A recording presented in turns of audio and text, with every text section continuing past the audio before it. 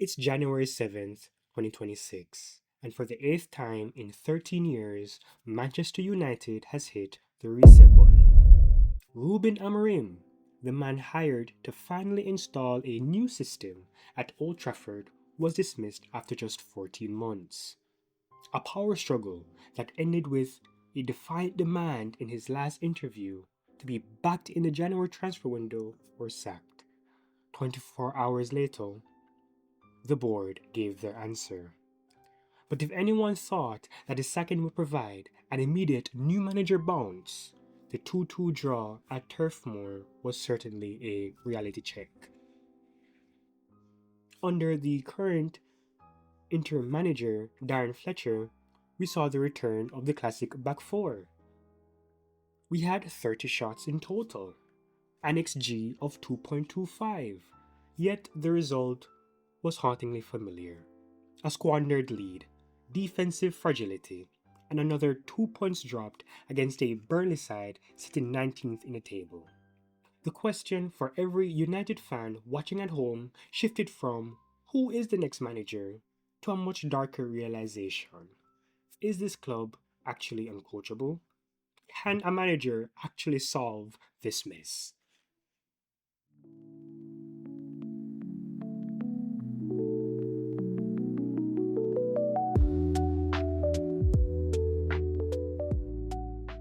So, what happened at Burnley? The match began with a slow start from Manchester United as usual, and the nerves of the post Amorim era were laid bare early on. Just the 15th minute, a lack of communication in the defense left Casemiro leaving his runner wide open from the midfield, and we saw a young Aiden Heaven inadvertently turn the ball into his own net, gifting Burnley a 1-0 lead. The absolute jammiest of goals you could ever see. For much of the first half, it felt like the same old Man United story of missed chances and sideways passing. You could tell that, the players, they were still adjusting back to the four at the back system.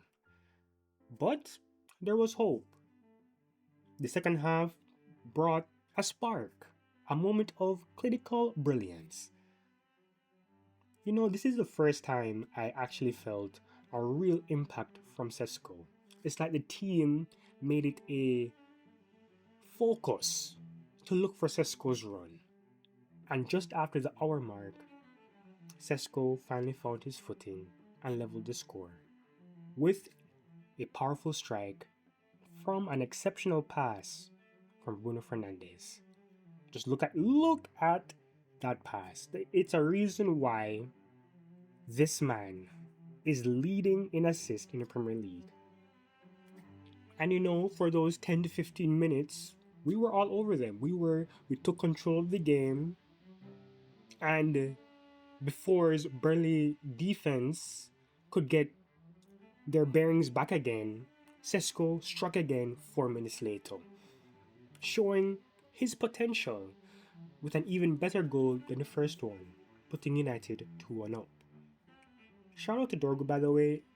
Beautiful cross. There seems to be a link up between him and Sesko, and there could be some potential moving forward between them. It is that was really good to see. But at this point, all I'm thinking is, can we just hold on to the lead? Can we just play correct? Don't make any mistakes. But this is Man United we're talking about here. The old ghost of choking leads just wouldn't stay buried. And in the 70th minute, it came. Our defense retreating too deep. Martinez and Shaw giving too much space.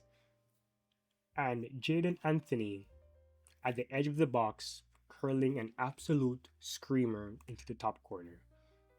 It's like it's like every bottom half team wants to score absolute worldies against us. It's actually incredible. It just reminds me of the Everton game, and yeah, crazy.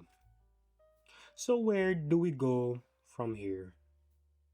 Ruben Amorim is officially gone, and the current rumors are already going crazy, with different names being linked, and it's causing a massive divide in the fan base. On one side, you have the call to nostalgia. Ole Gunnar Solskjaer is currently the betting favorite for a return as the interim manager, and he is personally desperate for a permanent move, while the other name is Michael Carrick. But new reports are saying that he's open for an assistant role, even though Man United are open to have him as the permanent manager. Depending on how well Fletcher does at Brighton, there could be a chance he could be the interim manager until the summer. Oliver Glasnow, who is out of contract at Crystal Palace this summer and recently led them to a FA Cup title last year, could be an option. But as we look at the names like Glasner, like Enzo Maresca, or even Javi, we have to ask an uncomfortable question. Who would actually want to take this job? Since the great Sir Alex Ferguson retired in 2013, God bless this man, we have burnt through 7 permanent managers, and the trend is terrifying. We had Jose Mourinho, he was the most successful of the lot, and he lasted 2 years, 7 months. Next, we had Eric Ten Hag, who survived for 2 years and 4 months. And now we have Ruben Amorim, who has been chewed up and spat out in just 14 minutes. The tenure for each new manager isn't just short, it's actively shrinking. Old Trafford now has become a place where elite reputations go to die. Any world class coach looking at Ineos right now sees a board that just wants someone to fit their corporate machine rather than have a manager with the actual power to lead. We look at the Premier League table tonight and the reality is clear. Man United sits in 7th place, just 2 points off the Champions League spot. But it feels light years away compared to teams like Arsenal or Man City. The draw at Burnley showed us that while Ruben Amorim's system could have been a wrong fit, which I personally don't believe, if we had backed his system with players, we could have had a different outcome, but Ineos chose not to. The United DNA of 4-2-3-1, 4-3-3, attacking football that, a lot of United fans really want to see is still being undermined by the defensive fragility that transcends any manager. These players can just switch off at any point in any game. So, with these players, how can they really be trusted? For Ineos, this season, it's clear now that they're at a crossroads. The spotlight is squarely on them, and the fan base is not going to be swayed by misinformation and spin. The goal remains the same. We have to secure Europe this season. And the decisions on who the next manager should be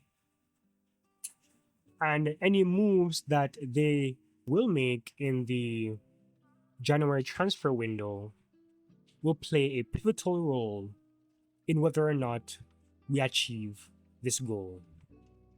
As a fan, I want to believe some form of bounce is coming. We have some tough matches ahead facing Man City and Arsenal next. But After today, the road back to the top just looks longer than ever. But I want to know what you think. Was Amorim the problem? Is the squad just fundamentally broken at this stage? If you're looking at the board, what managers are we going for? Are we going to go back to the past with Oli? Are we going to double down on a new coach like Carrick? Wait till the summer for Glasgow? Who knows? But this is my first video diving into the mess that is my club. And, if you're a Man United fan struggling through the season with me, hit that subscribe button, drop a like, get into it in the comments. But, that's all from me. I'll see you on the next one.